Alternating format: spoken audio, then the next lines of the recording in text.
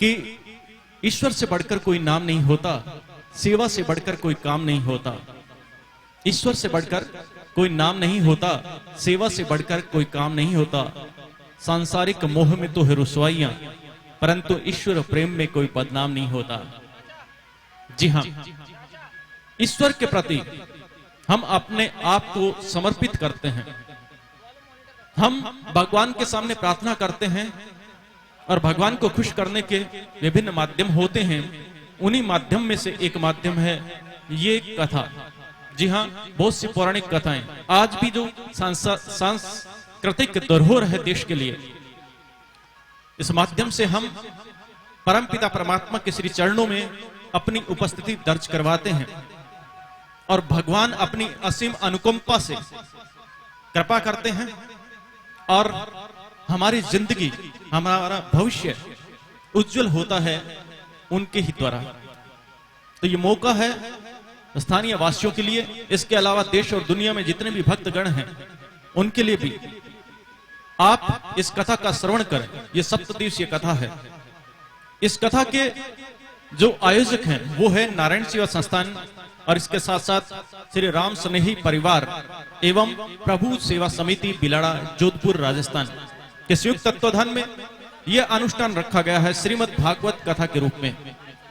तो हमें पूरा विश्वास है कि नारायण सेवा संस्थान जिस तरह से पिछले 30 वर्षों से अनवरत रूप से इस प्रयास में है कि दुनिया में कोई विकलांग न रहे, जन्मजात पोलियो से ग्रसित न रहे, और आप जैसे सहयोगकर्ता अगर नारायण सेवा संस्थान को संबल प्रदान करते रहेंगे तो नारायण सेवा संस्थान अवश्य एक दिन आपको दिखाएगा कि पूरी दुनिया से कोई भी दुखी न रहेगा, कोई रोगी न रहेगा, कोई पोलियोग्रस्त बच्चा नहीं रहेगा।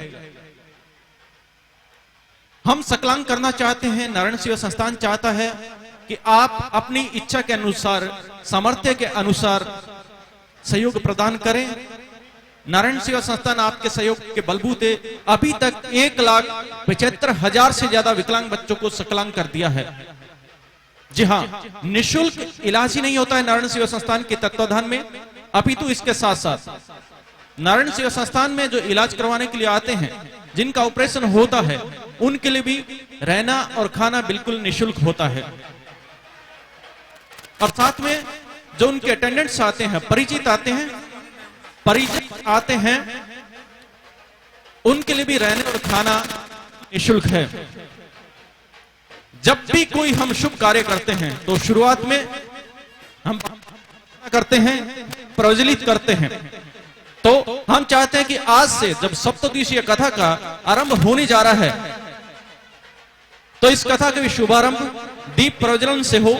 और आज के जो दीप प्रज्वलित करता है वो है श्री राम स्नेही संप्रदाय के श्री राम धाम पीठाधीश्वर खिड़ापा के पीठाधीश्वर श्री श्री 1008 श्री पुरुषोत्तम दास जी महाराज।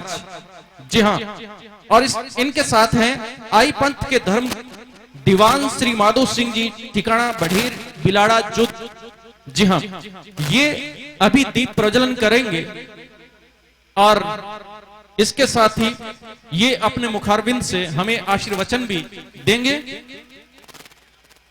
श्री राम स्नेही संप्रदाय के श्री राम धाम पीठाधीश्वर खिड़ापा के पीठाधीश्वर श्री श्री 1008 श्री पुरुषोत्तम दास जी महाराज और आई पंथ के धर्म गुरु दीवान श्री माधो सिंह जी, बढ़ेर बिलाड़ा राजस्थान, ये दोनों यहां पर दीप प्रज्वलन करेंगे।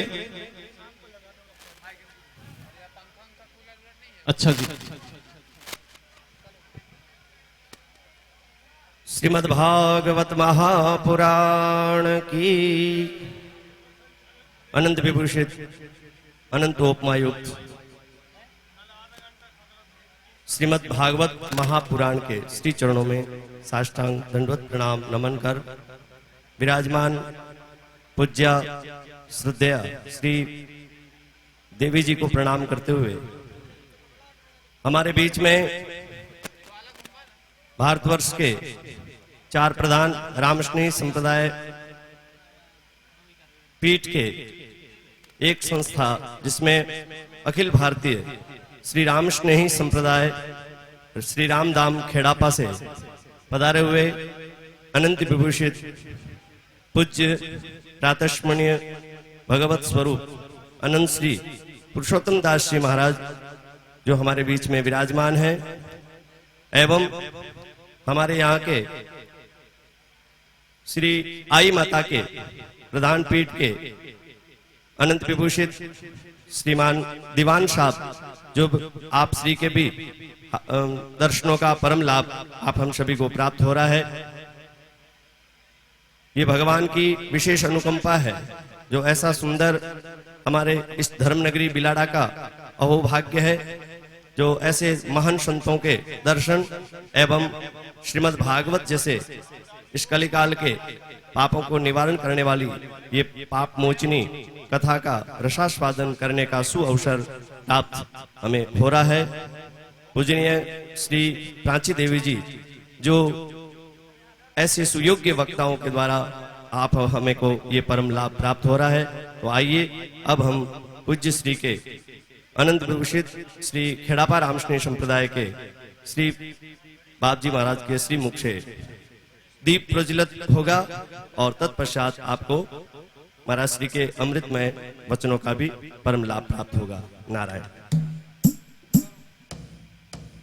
धन्यवाद। अभी श्री राम स्नेही संप्रदाय श्री राम धाम पीठाधीश्वर खेड़ापा के पीठाधीश्वर श्री श्री 1008 श्री पुरुषोत्तम दास जी महाराज अपने कर कमलों से दीप प्रज्वलन करेंगे और इनके साथ आई पंथ के धर्म गुरु दीवान श्री माधो सिंह बढ़ेर बिलाड़ा जोधपुर ये दीप प्रज्वलन करेंगे और इसके बाद ये अपने मुखारबिंद से हमें आशीर्वचन देके लाभान्वित करेंगे।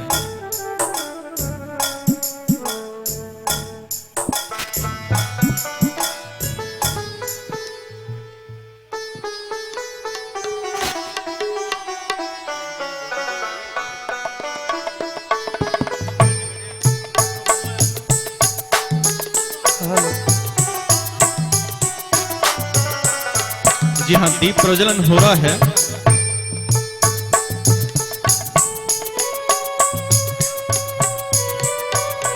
एक बहुत सुंदर गीत की पंक्तियां कि दीप से दीप जलाते चलो, प्रेम की गंगा बहाते चलो, राह में आए जो दीन दुखी सबको गले से लगाते चलो। जिस तरह से दीपक अंधेरे को हटाकर प्रकाश पैदा करता है, उसी तरह का सदक्रम यहां पर होने जा रहा है श्रीमद् भागवत कथा के रूप में, जो हमारे अंतर्मन के अंधेरों को हटाएगा, हमारे आंतरिक मन में प्रकाश पैदा होगा और हम सदक्रम की तरफ अग्रसर होंगे। नारायण सेवा संस्थान दीन दुखियों को गले लगाता है। हमें आशा रहेगी कि आप इस कथा को सार्थक करते हुए अवश्य ही सत्कर्म करने के लिए आगे आएंगे, सहयोग देंगे और सौभाग्यशाली बनेंगे। यहाँ पर जितने भी भक्तगण बैठे हुए हैं उनसे हम निवेदन करते हैं कि कृपया इस कथा परिसर में जूते चप्पल पहन के ना बैठें, अपनी चरण पादुका को साइड में निकाल के आएं। इसलिए हम आग्रह करते हैं, निवेदन करते हैं, विनती करते हैं कि इस पावन भूमि को अपवित्र न करें। और अब हम निवेदन करते हैं श्री राम स्नेही संप्रदाय श्री राम धाम पीठाधीश्वर खेड़ापा के पीठाधीश्वर श्री श्री 1008 श्री पुरुषोत्तम दास जी महाराज जी अपने मुखारबिंद से आशीर्वचन से हमें लाभान्वित करें। श्री श्री 1008 श्री पुरुषोत्तम दास जी महाराज।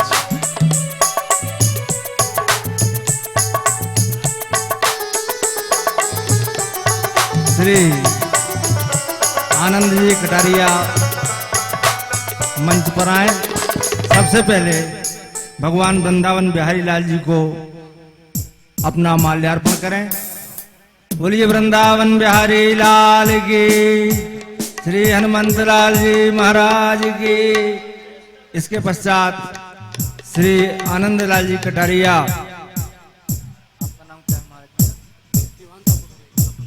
श्री पुरुषोत्तम दास जी शास्त्री जी आचार्य श्री के श्री को मंगल पुष्पहार समर्पित करेंगे। तदुपरांत श्री दीवान साहब जो राजा साहब कहलाते हैं यहाँ के, उन्हें माल्यार्पण करेंगे। जगदीश जी कटारिया ने माल्यार्पण किया। इसके साथ ही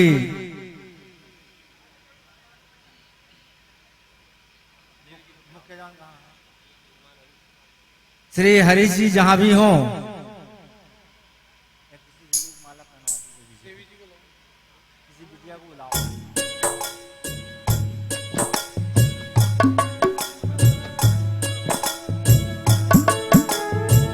श्री भगवती के चरणों में माल्यार्पण किया गया।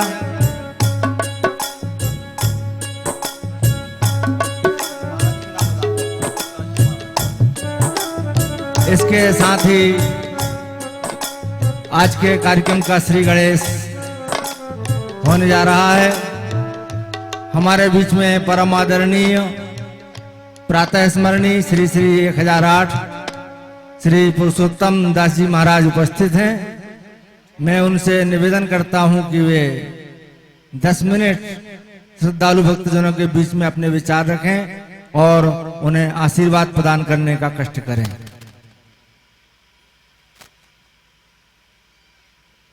राम राम राम राम राम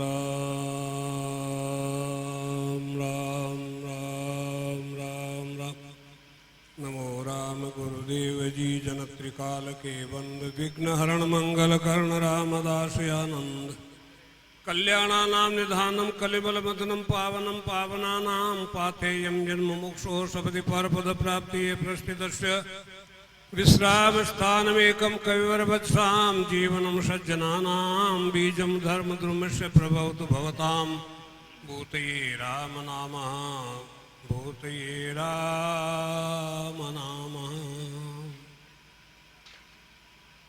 परम कृपा के सागर परमात्मा परम आराध्य इष्ट और गुरुदेव के चरणों में कोट से साष्टांग दंडवत प्रणाम करने के बाद समस्त रामानुरागी प्रेमी जनों का बड़े श्रद्धा भक्ति भाव के साथ में सम्मान। आज यहाँ पर बड़ी प्रसन्नता का विषय है। इस पंडाल में श्रीमद् भागवत महापुराण की कथा का जो अनुष्ठान चालू हो रहा है, प्रेमी सज्जनों, जीवन में और सब कुछ हम बाजार से खरीद सकते हैं, ला सकते हैं, मिल सकती चीजें, परंतु जो सौगात परमात्मा ने कृपा करके हमें दी है और बहुत आवश्यक है, वो चीज हमें बाजार में कहीं से मिलने वाली नहीं। वो चीज है समय है सज्जनों, याद रखो।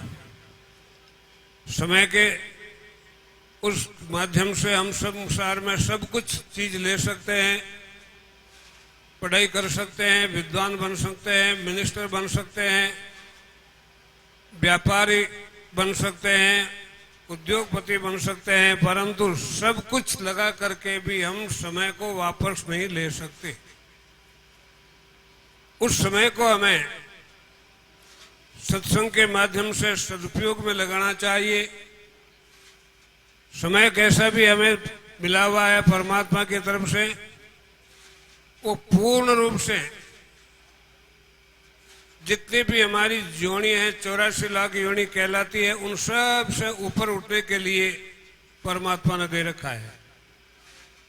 उन संपूर्ण योनियों को हम इस समय के माध्यम से पार कर सकते हैं बड़े आसानी से, और संसार का जो आने जाने का चक्कर है उससे हम छुटकारा पा सकते हैं। केवल उस समय का सदुपयोग करने की हमारे को आवश्यकता है और कुछ नहीं करना। समय तो एक चोर को भी मिला हुआ है, एक डाकू को भी मिला हुआ है, जुआ खेलने वाले को भी मिला हुआ है और लड़ाई झगड़े करने वाले को, कोर्ट कचहरी जाने वाले को, उनको भी समय मिला हुआ है। लेकिन इन चीजों में लगने से समय हमारा निरर्थक और बर्बाद होता है, समय का दुरुपयोग होता है। इस दुरुपयोग के कारण से हम उस समय के जो लाभ लेने चाहिए उस लाभ से वंचित रह जाते हैं और जो हमारा उन्नति का रास्ता है वो रुक जाता है और हम अधोगति की तरफ चल देते हैं। भागवत की कथा में आप लोग श्रवण करेंगे ही, राजा परीक्षित ने जिस समय में सुखदेव जी महाराज से एक ही बात पूछी कि महाराज मरणासन प्राणी को क्या करना चाहिए, चाहे कैसे भी मर रहा हो, चाहे अपनी मौत से मरे या बिना मौत मरे, अकाल मृत्यु मरे, कैसे भी मरे, तो उस स्थिति में उसको क्या करना चाहिए। उत्तर में सुखदेव जी महाराज ने संक्षेप में सार चीज बताते हुए कह दिया, तस्माद केना उपायेना मना कृष्णे समावेशित। किसी भी रीति से हो हमें अपना मन प्रभु के चरणों में लगा देना चाहिए। अर्थात हमारा जो समय संसार में लग रहा है, घर के कामों में लग रहा है, इधर उधर के व्यर्थ की चीजों में लग रहा है, उस समय को केवल एक परमात्मा की स्मृति में लगा दो और परमात्मा राजी हो जाएंगे। ब्राह्मणों को राजी करना होता है तो मिठाई खिलानी पड़ती है, लड्डू खिलाने पड़ते हैं, और अगर संतों को राजी करना है तो उनको प्रणाम कर लो, उससे राजी हो जाते हैं, और परमात्मा को तो केवल याद कर लो, इतने में राजी हो जाते हैं। याद करने अच्युत स्मृति मात्र ने इतना लिखा है, केवल याद करने मात्र से परमात्मा राजी हो जाते हैं, प्रसन्न हो जाते हैं। तो उधर तो परमात्मा प्रसन्न होते हैं, इधर अपना समय उसका सदुपयोग हो जाता है। तो अंतिम समय में भगवान की स्मृति हो जाए, बस यही बात सार चीज है। ये बताई सुखदेव जी महाराज ने। तो राजा परीक्षित ने उसी समय अपना मन संसार से हटा करके प्रभु के चरणों में लगा दिया। अब 7 दिन का समय दे रखा था कि 7वें दिन तक्षक नाग परीक्षित को डसेगा, जिससे उसकी मृत्यु होगी। अब काम तो जो कुछ करना था वो पहले तत्काल कर चुके, लेकिन अब बाकी बचे हुए समय का क्या करना चाहिए, कहीं वो समय बेकार में हमें नीचे की तरफ ले जाने वाला नहीं बन जाए। इसलिए उस समय का सदुपयोग करने के लिए उस राजा परीक्षित ने सुखदेव जी महाराज से भगवान के अवतार के विषय में, प्रभु की लीलाओं के विषय में, भक्तों के चरित्र के विषय में नाना प्रकार की बातें पूछी और उन बातों को सुखदेव जी महाराज ने बड़े प्रेम के साथ लगन से सुनने वाले राजा परीक्षित को भली भांति सुनाया। तो राजा परीक्षित ने भी पूर्ण रूप से मनोनियोग के साथ में कथा का श्रवण किया। तो अर्थात अपना मन अब कहीं और किसी जगह फालतू चला नहीं जाए। खाली मन भूत का डेरा कहलाता है। अगर खाली मन रहता है तो कभी किधर भटकेगा, कभी किधर भटकेगा। इसलिए उसको खाली रहने ही मत दो, कहीं न कहीं आगे ऐसी जगह लगा दो ताकि वो अपना कार्य को कभी बंद करे नहीं, कार्य उसका पूरा हो नहीं, और नित्य निरंतर वो अपना कल्याण का मार्ग पकड़ ले। एक प्रसंग महापुरुषों ने अपने वाणी में बताया, बड़ा उपयोग है, उपयोग में लेने का है। एक ब्राह्मण देवता थे। उस ब्राह्मण देवता ने अपने पूर्व जन्मों के कारण से कुछ संपत्ति प्राप्त कर ली। उन्होंने बढ़िया एक मकान बनाया, मकान तैयार हो गया। अब उस सुंदर मकान में रहने के लिए पंडित जी के पास में गए मूर्त पूछने के लिए। पंडित जी से मूर्त की बात पूछी गई तो पंडित जी ने कह दिया तो मूर्त का दिन आज सूर्यास्त के पहले पहले ही है। सूर्यास्त के पहले पहले प्रवेश कर जाओगे तब तो तुम इस मकान में रह पाओगे, अन्यथा इसमें भूत अपना डेरा जमा लेंगे। वो बेचारा गया, अरे मैंने तो अभी तक लोगों को खबर ही नहीं दी। लोगों ने कहा कि जब उद्घाटन करो तो हमें भी खबर करना। अरे इतना जल्दी करे। वो पीछे लौट के गया, कभी किससे मिला, भाई साहब मेरे यहाँ पर आज गृह प्रवेश है, आप जरूर आना, आप आना, आप आना, आप आना। ऐसा कहते कहते घर गया, तब तक तो सूर्यास्त हो गया। और उधर पंडित जी के कहने के अनुसार घर में भूत प्रवेश कर गया। अब बाद में जो ही वो घर में गया तो भूत ने धक्का मार करके उसको बाहर पटक दिया। वो रोने लगा, रे लाखों रुपए मेरे बर्बाद हो गए, अब मैं क्या करूं। अब उसमें उसकी पत्नी और पुत्र ने कहा, अगर ऐसी बात थी तो आप पहले ही आ जाते, लोगों को बाद में बुला लेते, लेकिन अब करे क्या। अब पछताए होत क्या जब चिड़िया चुग गई खेत। अब बेटे ने कहा, पिताजी आप जाके उन्हें पंडित जी से पूछो अब क्या करना चाहिए। भूत अंदर आ गया तो आ गया, गया वापस पंडित जी से पूछा, महाराज अब क्या उपाय करें। पंडित जी ने एक उपाय बताया, ऐसा करो तुम जाकर के और अपने उस घर में, दिन में तो वो कुछ कहता नहीं है, तो एक रसोई बना करके खाने की सामग्री बना करके रख दो। तो भूत जिन टाइम आएगा, जिस टाइम में वो भूखा रहता है, तो वो खाने के लिए जब रसोई में जाएगा तो तुम उस बर्तन को ठीक से बंद कर देना। अब वो अंदर बंद हो जाएगा, तब दुखी होकर के कहे मुझे छोड़ो, मुझे छोड़ो। तब तुम उसे कह देना, मैं छोड़ूंगा जब कि तुम मेरा कहना माने तो छोड़ूंगा, नहीं तो नहीं छोड़ूंगा।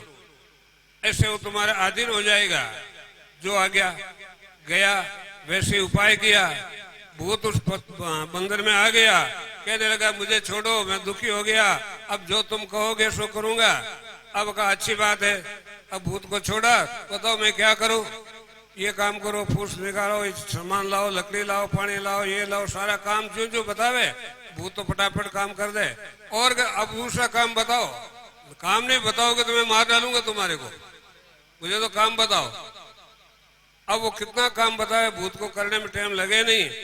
फिर वो पूछने के लिए गया पंडित जी के पास में। पंडित जी से कहा क्या करूं महाराज, मैं तो पहले से ज्यादा दुखी हो गया। तो उन्होंने कह दिया कि मैं उपाय बता, इस उपाय को काम में ले। अपने घर के दरवाजे पर एक बांस लगा दो, बांस खड़ा कर दो, और भूत को कहो तुम इसके ऊपर चढ़ो और उतरो, चढ़ो उतरो, ऐसे बता दो। जब ऐसा कह दोगे तो वो चढ़ना उतरना उसका पूरा होगा नहीं, और इस प्रकार भूत तुम्हारे अधीन बन जाएगा। ये हमारा मन है, मन रूपी भूत, इसको उतरते चढ़ते हुए अर्थात अपने सदुपयोग में मन को लगाना है। परमात्मा के चरणों में सत्संग के माध्यम से भगवत भक्ति में लगे रहें। यही प्रेरणा भागवत के द्वारा मिलने वाली। आप इसके द्वारा ज्यादा से ज्यादा लाभ लेवें और अपना जीवन निर्मल बनाएं। जी हाँ, अभी आपने श्री श्री 1008 श्री पुरुषोत्तम दास जी महाराज जी के मुखारविंद से आशीर्वचनों को सुना और लाभान्वित हुए।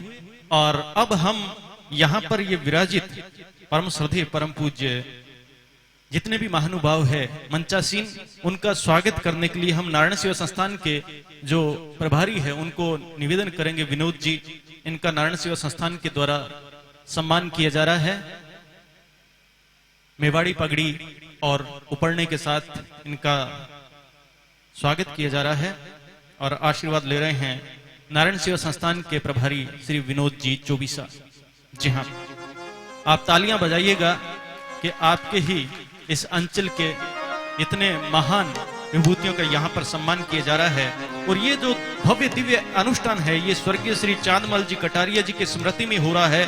और इनके सुपुत्र श्री हरीश जी कटारिया, गोविंद जी कटारिया और श्री रमेश जी कटारिया जी के द्वारा इतना भव्य दिव्य आयोजन किया जा रहा है। एक बार इनके लिए भी तालियां बजाइएगा। हमें यह सौभाग्य प्राप्त हुआ है स्वर्गीय श्री चांदमल जी कटारिया जी की स्मृति में इस आयोजन में यहां पर सम्मान किया जा रहा है। आई पंथ के धर्मगुरु श्री दीवान श्री माधो सिंह जी, ठिकाना भड़ेर बिलाड़ा, जोधपुर वासी। जी हाँ, इनका सम्मान किया जा रहा है। और अब हम आग्रह करेंगे आई पंथ के धर्मगुरु दीवान श्री माधो सिंह जी अपने मुखारबिंद से हमें आशीर्वचन कह के लाभान्वित करें। दीवान श्री माधो सिंह जी।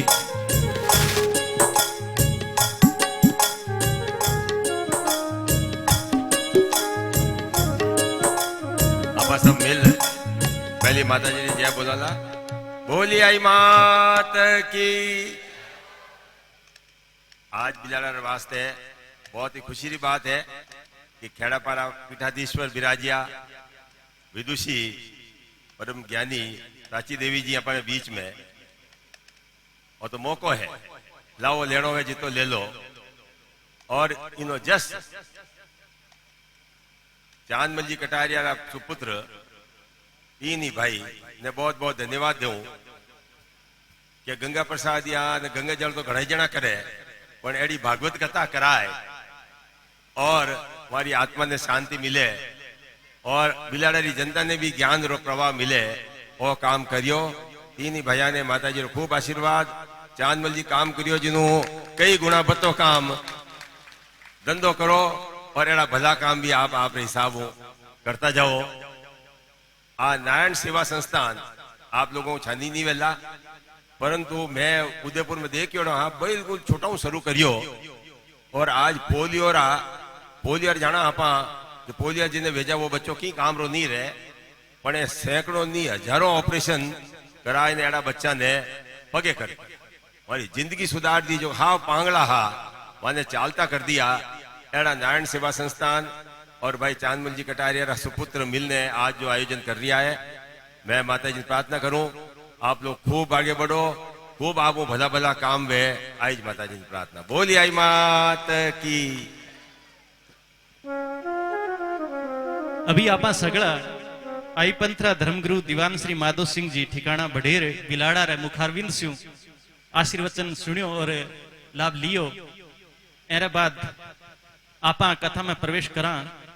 बैसू पहले सर्वप्रथम जो इस कथा की प्रस्तोता परम श्रद्धेया परम पूज्य श्रीमद् भागवत कथा के मर्मज्ञ और अज्ञाता जो श्री प्राची देवी जी को सहस्त्र चरण वंदन करते हैं और नारायण सेवा संस्थान के संस्थापक कुलाचार्य रचनाकार शिल्पकार निर्वाणी पीठाधीश्वर आचार्य महामंडलेश्वर और पद्मश्री से अलंकृत लब्ध प्रतिष्ठित कुलाचार्य सेवा पुरोधा डॉक्टर कैलाश जी मानव जी को कोटि से वंदन करते हैं। इसके अलावा जो यहाँ पर संगीत से हमें आनंदित करेंगे, इन सरस्वती सुपुत्रों को भी नमन करते हैं और आस्था भजन चैनल का विशेष रूप से आभार प्रकट करते हैं। जितने भी श्रोता दर्शक दानदाता या फिर भामाशाह इस दिव्य भव्य अनुष्ठान में अपनी उपस्थिति दर्ज करा रहे हैं, उन सभी का भी नारायण सेवा संस्थान ट्रस्ट उदयपुर राजस्थान भारत परिवार की तरफ से और इसके साथ साथ स्थानीय आयोजन समिति की तरफ से भी हम हार्दिक स्वागत करते हैं, अभिनंदन करते हैं, वंदन करते हैं और अपेक्षा करते हैं कि इस कथा में आप अपनी हाजिरी देंगे, सहयोग देंगे और श्रवण करते हुए सौभाग्य प्रदान करेंगे। जी हाँ, इस कथा के दौरान नारायण सेवा संस्थान के संपर्क सूत्र प्रेषित होते रहेंगे। इन नंबरों पे आप संपर्क करें और सहयोग देकर लाभान्वित हों। आशा करते हैं ऐसा करेंगे, इसी आशा उम्मीद के साथ आइए हम श्रीमद् भागवत कथा के आज के प्रथम अंक में प्रवेश करते हैं। भारतीय वैदिक सनातन संस्कृति के अनुसार मंगलाचरण का आनंद उठाते हुए। जय श्री राधे, जय नारायण। मंगलम भगवान विष्णुरो मंगलम गरुणध्वजः मंगलम पुंडरीकाक्षः मंगलाय तनोहरि बंसी विभूषित करान नवनीरदाभा पीतांबरा दरुणबिंबफलादरोष्ठा पूर्णेन्दु सुंदर मुखा दरविंदनेत्रात् कृष्णात् परं किमपि तत्त्वमहं न जाने। राधा भक्ति हरिर्ज्ञानम् ताभ्यां याच समन्विता तां श्रीं भागवतीं गाथां वन्दे युगलरूपिणी। मनोजवं मारुततुल्यवेगं जितेन्द्रियं बुद्धिमतां वरिष्ठम् वातात्मजं वानरयूथमुख्यं श्रीरामदूतं शरणं प्रपद्ये श्रीगुरुचरण सरोज रज निज मन मुकुर सुधारि बरनऊँ रघुवर विमल जसो जो दायक फल चार बुद्धिहीन तनु जानिके सुमिरहु पवन कुमार बल बुद्धि विद्या देहु मोहि हरहु कलेश विकार लाल देह लाली लसे अरुधर लाल लंगूर वज्र देह दानव दलन जय जय जय कवि सूर श्री हनुमते नमः श्री राधा कृष्णाभ्याम नमः पंचोपचारै संपूज्यो ओम त्वां गंधर्वा नखनस्वाम इंद्रस्वाम बृहस्पते त्वामोकदे सोमो राजा विद्वान् दक्ष्म्यादमुच्यतो अहिरो भोगैः पर्येति बाहुज्याया हेतिं परिवादमानः हस्तग्नो विश्वावयुनानि विद्वान् पुमान् पुमाग्गुं सम्परिपातु विश्वतः ॐ औषधीः प्रतिमोदध्वं पुष्पवतीः प्रसूवरीः अस्वायव सजत्वरीर्भिरुधा पार्ष्णवः पुष्पाणि पुष्पमाल्यां समर्पयामि व्यासाय नमः यं प्रव्रजन्तमनुपेतिमुपेति कृत्यं द्वैपायनो विरह कातरया जुहावो पुत्रेति तन्मयतया तरवो विनेदोस्तं सर्वभूतहृदयं मुनिमानतोऽस्मि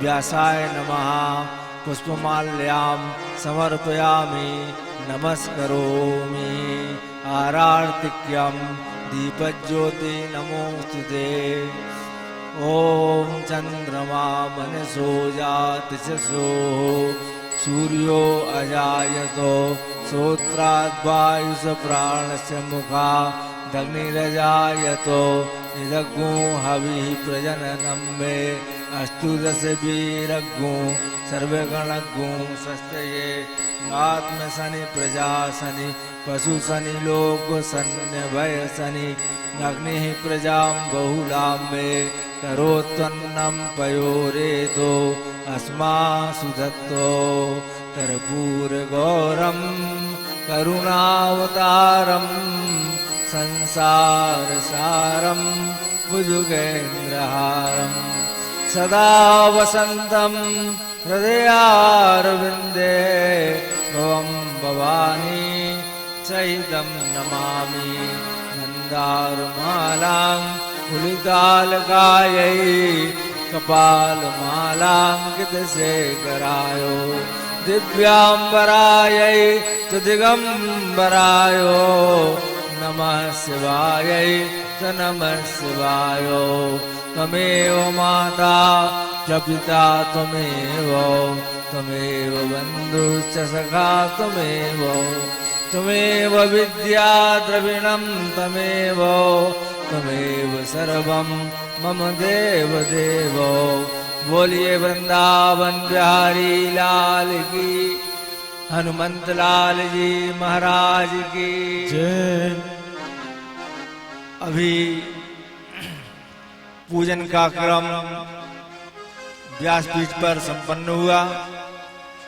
इसके साथ ही श्री हरीश भाई जी संगीत पर जो हमारे सरस्वती पुत्रों संगत दे रहे हैं, उन सभी लोगों का स्वागत तिलक लगा करके श्री हरीश भाई जी करेंगे। और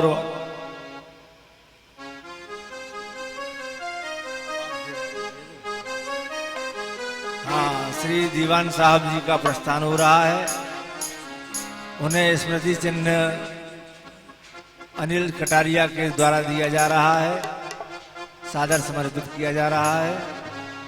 या कुंदेन्दु तुषार हार धवला, या शुभ्रवस्ता वृता, या वीणा वरदंड मंडित करा, या श्वेत पद्मासना, या ब्रह्माच्युत शंकर प्रभृतिभिर देवै सदा वंदिता, सा मां पातु सरस्वती भगवती निःशेषजाड्यापा।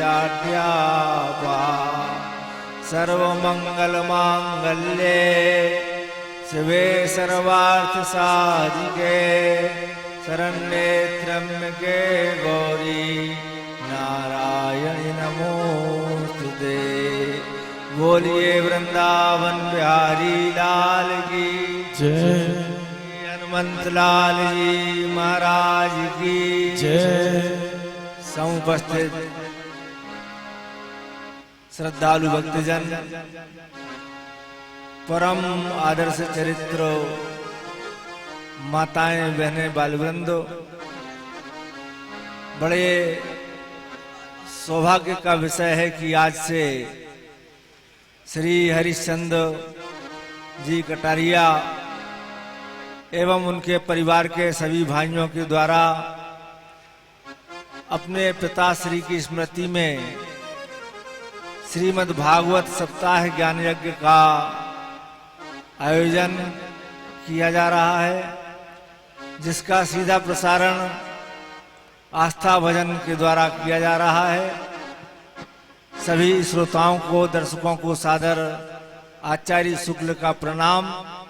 आइए भगवत कथा में प्रवेश करने के पूर्व प्रभु के चरणों की सन्निधि प्राप्त करें, भगवान के चरणों का स्मरण करें।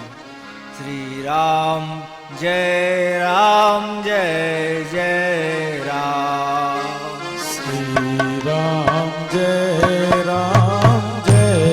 जय राम, श्री राम जय जय राम, श्री राम जय जय राम। जय सिया राम जय जय हनुमान, श्री राम जय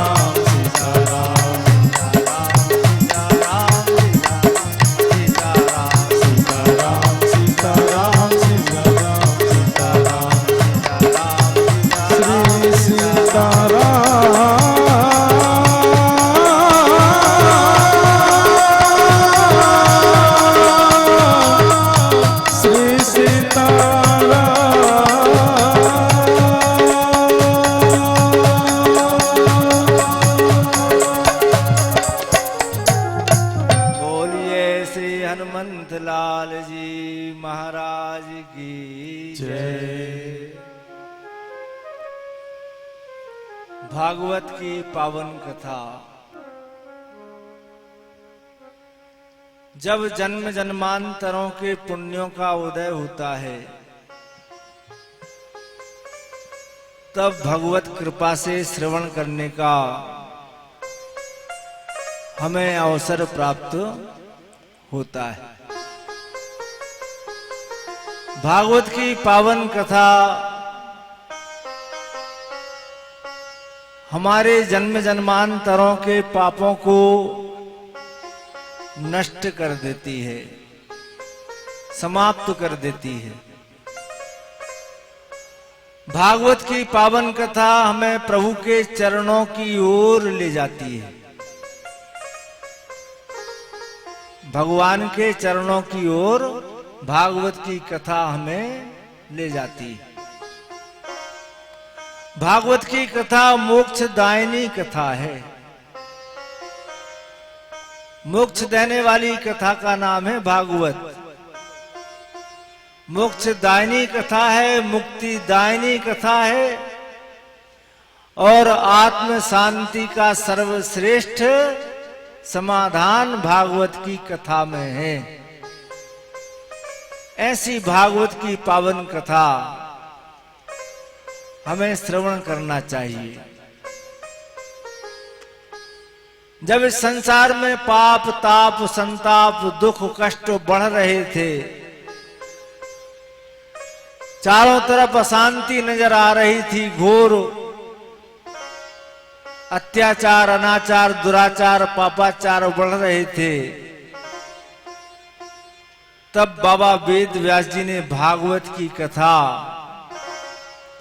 जीवों के कल्याण के लिए लिखी। ये भारत भूमि साधारण भूमि नहीं है, ये बड़ी विचित्र भूमि है। इस भूमि पर आने के लिए देवता भी लालायित रहते हैं, वे भी चाहते हैं कि हमें एक बार भारत भूमि में पहुंचने का जाने का अवसर प्राप्त हो जाए। ऐसी पावन भूमि है, ऐसी धरा है ये। और फिर जिस भूमि में आप कथा श्रवण कर रहे हैं, जिस भूमि में आज आप लोग सब बैठे हुए हैं, ये भूमि तो विशेष प्रभावशाली भूमि है। यहां मीरा जैसी भक्तों का जन्म हुआ है, जिनके नाम की गाथा आज हिंदुस्तान में नहीं संपूर्ण विश्व में गाई जाती है। मीरा जैसी भक्तिमती का जन्म का अवतार इस भूमि पर हुआ है। भागवत की पावन कथा तीनों प्रकार के तापों का, तीनों प्रकार के संतापों का हरण कर लेती है।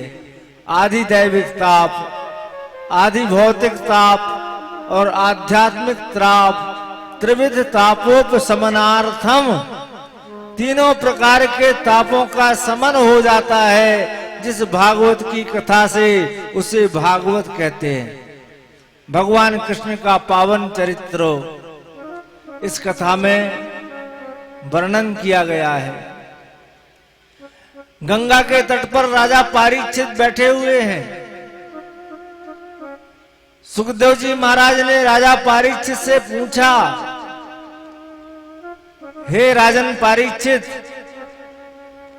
अब हमें ये बताओ, तुम भागवत की कथा लगातार 7 दिनों से सुनते चले आ रहे हो, लेकिन भागवत की कथा 7 दिन सुनने से तुम्हें लगा कैसा, तुम्हें अनुभव कैसा हुआ? तो राजा परीक्षित ने कहा, हे प्रभु,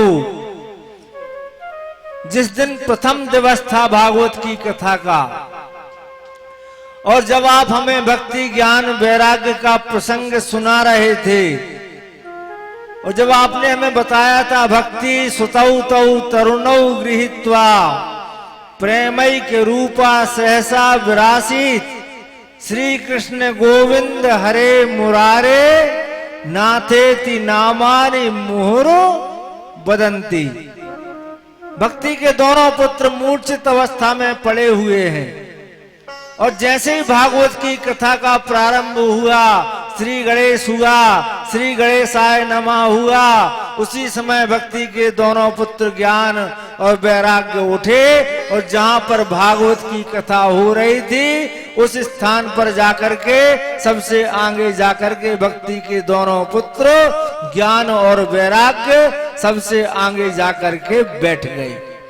भागवत की कथा में पीछे नहीं बैठना चाहिए, भागवत की कथा में विलंब से नहीं आना चाहिए, भागवत की कथा में देरी से नहीं आना चाहिए। जहां तक हो हमें जल्दी से जल्दी समय पर भगवत कथा सुनने के लिए पहुंच जाना चाहिए।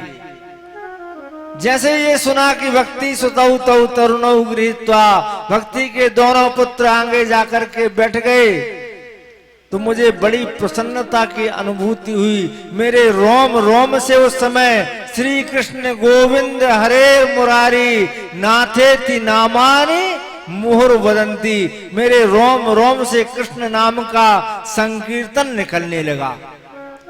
जब भक्ति के दोनों पुत्र पहुंचे और मैंने ये दृश्य सुना और अपनी आंखों से चिंतन किया, देखा, मनन किया, तो मेरे भी रोम रोम से कृष्ण नाम का संकीर्तन उठ पड़ा और मुझे लगा कि एक तक्षक क्या सैकड़ों तक्षक भी यदि आकर के मुझे काटेंगे तो अब मुझे मृत्यु का भय नहीं है। ये है भागवत की कथा। एक तक्षक की कौन कहे, सैकड़ों तक्षक भी यदि आ जाएं तो भागवत की कथा के सामने उनका विष, उनका जहर समाप्त हो जाता है, नष्ट हो जाता है। इसलिए हमें भागवत की कथा सुननी चाहिए। आत्म शांति देने वाली कथा है भागवत। व्यास जी ने 18,000 श्लोक लिखे, 18 पुराण लिख डाली, लेकिन व्यास जी को आत्म शांति की प्राप्ति नहीं हुई। नारद जी पहुंचे, नारद जी ने कहा, देवर्षि हे व्यास जी महाराज, आपका चित्त आज बड़ा विचित्र दिखाई पड़ रहा है, बड़ा व्यग्र दिखाई पड़ रहा है, आप बहुत दुखी दिखाई पड़ रहे हैं, आपकी चिंता का क्या कारण है? व्यास जी ने कहा, नारद, मैं 17 पुराणों का लेखन कर चुका हूं, 17 पुराणों को लिख चुका हूं, लेकिन मुझे आत्म शांति की प्राप्ति नहीं हुई और मैं आत्म शांति की खोज में भागता चला जा रहा हूं, लेकिन मुझे आत्म शांति प्राप्त नहीं हो रही है। संत संत होता है, संत स्वभाव बदल देता है, संत आचरण बदल देता है, संत दोषों को गुण बना देता है, संत अपनी सरलता से हमारे जीवन को ओत प्रोत कर देता है। नारद जी ने कहा, हे व्यास जी महाराज, आपने 17 पुराण लिखे, लेकिन अब मेरा एक निवेदन है आपसे, मैं हाथ जोड़ करके आपसे एक प्रार्थना करता हूं, श्री कृष्ण चरणाम्भोजो स्मर दुखम गमिष्यति। आप भगवान श्री कृष्ण के चरणों की वंदना कीजिए, आप भगवान श्री कृष्ण के पावन चरित्र का नाम लिखिए, आपको आत्म शांति की प्राप्ति होगी। आप कृष्ण के चरित्र का अवगाहन कीजिए।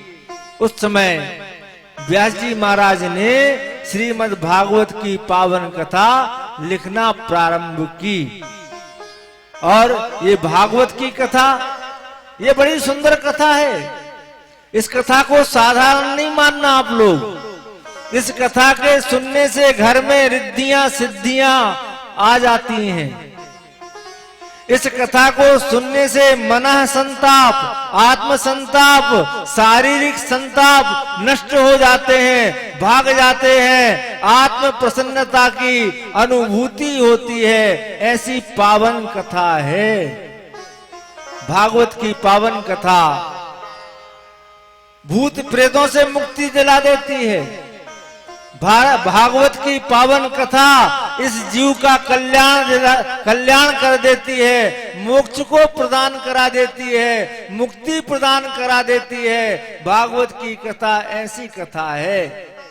और जिन माताओं बहनों को संतान ना हो, जिन माताओं बहनों को गर्भ स्थिर ना रहता हो, 3 प्रकार की माताएं बहनें अपन लोगों ने सुना है कि 3 प्रकार की माताएं होती हैं। एक ऐसी होती हैं जिनको गर्भ आता है लेकिन गर्भ गिर जाता है, जिनको गर्भ में संतान आती है लेकिन गर्भ गिर जाता है। एक ऐसी होती है जिनको गर्भ आता ही नहीं है, और एक ऐसी होती है जिनको संतान होती है लेकिन होने के बाद मर जाती है, होने के बाद में संतान समाप्त हो जाती है।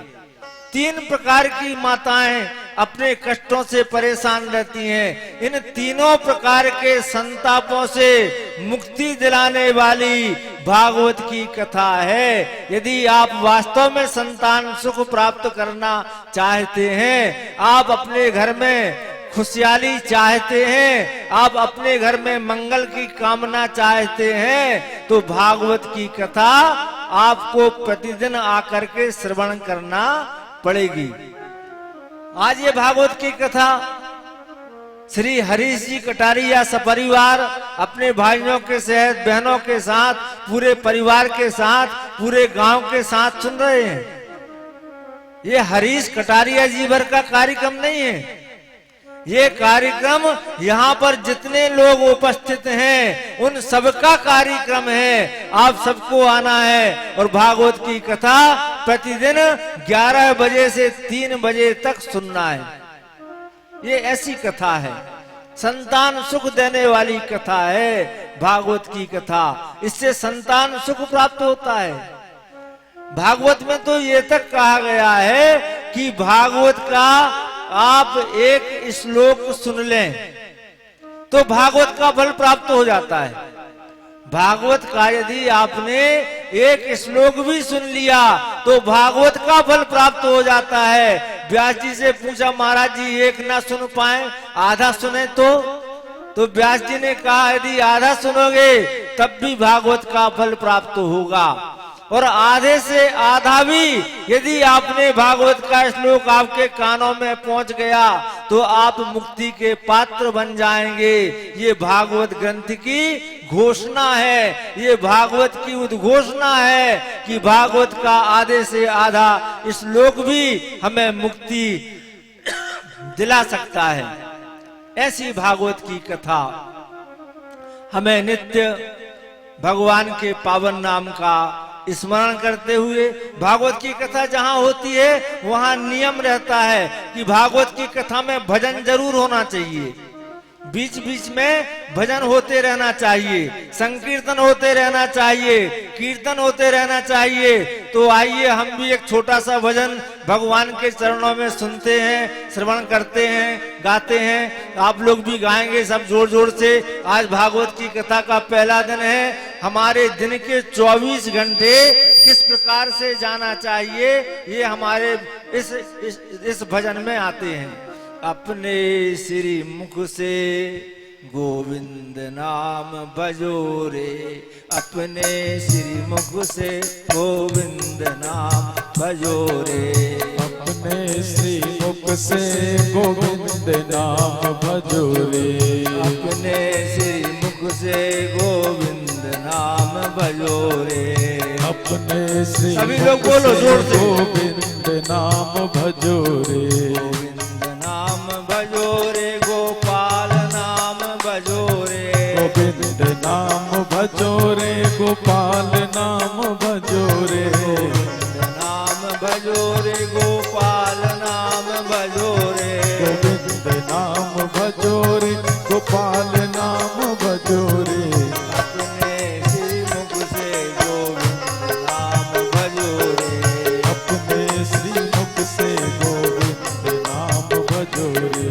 6 बजे छबीले श्याम, 7 बजे सुंदर श्याम, 6 जोर से बोलो, श्याम 7 बजे सुंदर श्याम, 6 बजे छबीले श्याम, 7 बजे सुंदर श्याम, 6 बजे छबीले श्याम, 7 बजे सुंदर श्याम, 8 बजे अविनाशी बजते रहो रे, 8 बजे अविनाशी